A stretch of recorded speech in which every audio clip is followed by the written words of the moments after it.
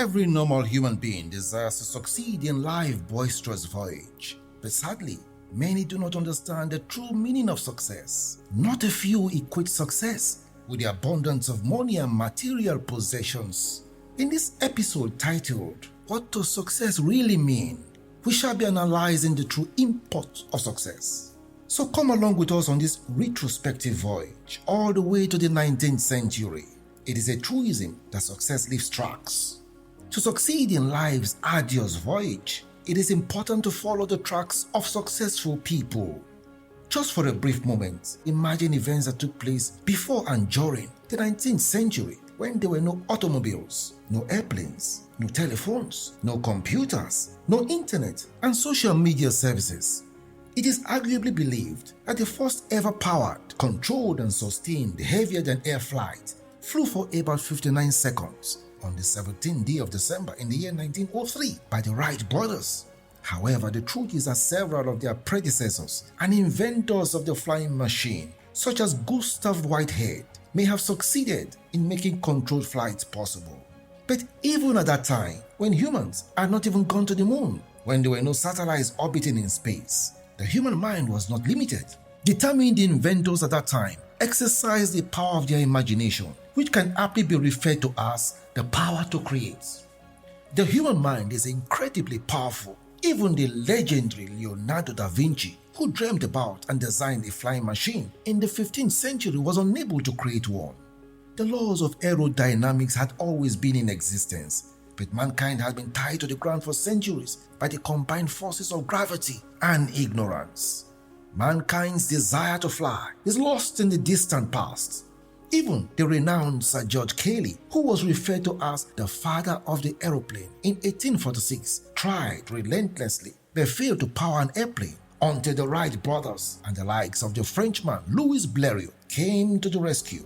And by the way, Louis Blériot was the first man to ever produce an airplane that was flown across the open sea English Channel in the year 1909. Today, we operate in a better era than our ancestors. Howbeit, one common denominator for success which transcends time is the power of imagination. It entails the courage to dream. Currently, in this 21st century, human parades countless airplanes that could fly for 10 hours non-stop and even more. The human race now produces supersonic power jets, a far cry from the flying kites and the hot air balloons of the distant past. The pioneers of the light bulb, telephones, airplanes, automobiles, and so on all achieved their seemingly impossible dreams through courage, determination, and the power of imagination. No dream is impossible to achieve if we exercise the power of our imagination. Napoleon Hill, the renowned author of the best-selling book Think and Grow Rich, once said that whatever the mind can conceive, it can also achieve. What does success really mean? For us, success is turning difficult situations around. It is following one's passion to realize one's dreams and happiness. It entails being endowed to empower others. More often than not, success is the process that culminates in a favorable result of any desired goal of human endeavor, and not necessarily a one-time event, achievement, or destination. For example, when someone overcomes depression and discouragement through perseverance, that in itself is success. When someone remains focused on his or her goals and resists taunting distractions, that is success. When someone exercises patience like good farmers should, that is success over the bandits of failure like fear, impatience, and discouragement. When someone effectively overcomes anxiety and despair, that is success. When someone overcomes financial burdens, procrastination, low self-esteem, fear, or bad attitude, that is success.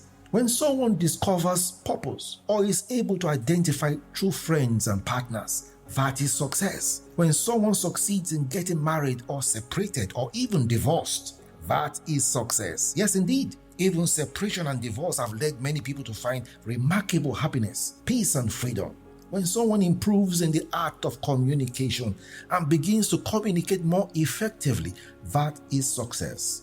When someone overcomes the incinerating desire to commit suicide, that is success.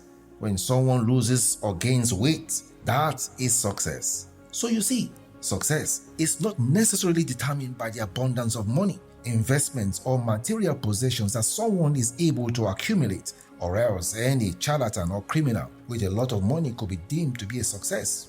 For instance, can a swindler who was convicted of selling a phony airport to foreign investors at a whopping sum of $242 million be referred to as a success? It is imperative for us to note that there is good success as well as bad success. Winston Churchill, an erstwhile Prime Minister of the United Kingdom, described success like this. He said, "Success consists of going from failure to failure without a loss of enthusiasm." End of quote. Churchill also said, "Success is not final. Failure is not fatal. It is the courage to continue that counts." End of quote. Similarly, Vince Lombardi, a renowned American football player and coach, once said that the difference between a successful person and others is not the lack of strength, not the lack of knowledge, but rather the lack of will. Why are some people more successful than others? Why do some school dropouts live lavishly in apparent financial abundance in exclusive high places, while many professors and other distinguished scholars live in slums and seeming penury? Is success equivalent to the abundance of money and material possessions? Many people acquire huge sums of money, material and digital assets through fraudulent environments. Can they then be referred to as successful people? Do you know that financial and material abundance are not inexorably equivalent to financial success? A sad story made the rounds in August 2008 when a 50-year-old British businessman and millionaire wasted his wife and daughter, set his country home mansion on fire, and then took his own life. He was a multi-millionaire.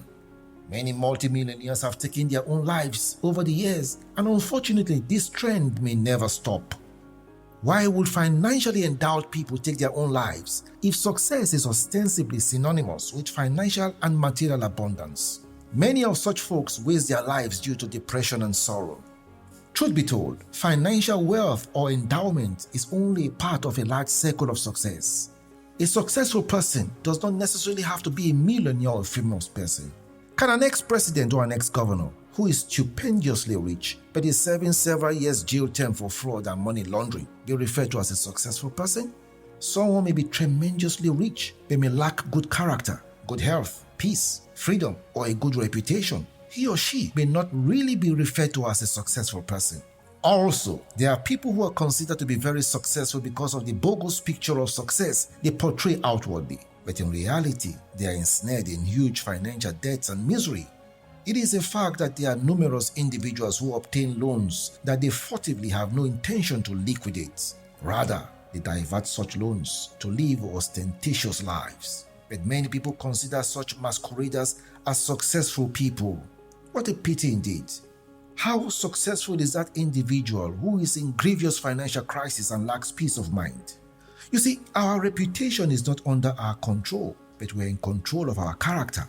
Interestingly, our character transmits signals to the oven where our reputation is baked by others. For people to succeed in life, they essentially need two things: knowledge and courage. The foundation of success is desire, which is baked in the oven of the human mind. Booker T. Washington was an African-American educator, author, orator, and advisor to several presidents of the United States of America. He was born in 1856 and passed on in 1915. Here is how he describes success. He said, "Success is to be measured not so much as by the position that one has reached in life, as by the obstacles which he has overcome." End of quotes. Robert Kiyosaki, an American entrepreneur, speaker, and author of many riveting books, such as Rich Dad, Poor Dad, described success like this. He said, "The size of your success is measured by the strength of your desire, the size of your dream, and how you handle disappointments along the way." End of quotes. That's a loaded statement, you will agree. You see, our minds are the gateway to the sanctuary of success. The human mind is incredibly awesome, amazing, powerful, and limitless. The mind is not the human brain. While the brain is physical and is situated in the human skull, the mind is a non-physical entity which is in the soul arena. It is the center of our consciousness. The brain controls the body's nervous system and coordinates mental and physical actions. It also processes information based on data collected from the human body through the five senses. It then feeds the mind with such information. The mind is a factory of vibrating energy where ideas are molded for great inventions or dreadful devices. The mind has the power to create something out of nothing. It produces thoughts that are faster than the speed of light. Your mind holds the key to your success or to your failure because it determines the outcome of your life.